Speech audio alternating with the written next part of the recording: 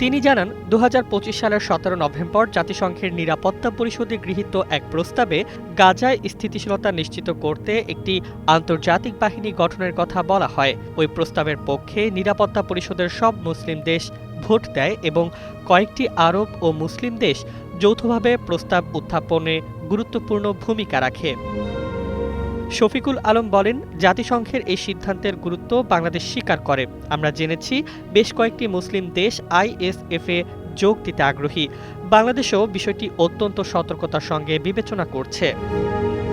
তবে তিনি স্পষ্ট করেন, কয়েকটি শর্ত পূরণ না হলে বাংলাদেশের অংশগ্রহণ সম্ভব নয়। শর্তগুলো হলো, আইএসএফ অবশ্যই অস্থায়ী হতে হবে এবং জাতিসংঘ নিরাপত্তা পরিষদের ম্যান্ডেটের অধীনে পরিচালিত হতে হবে।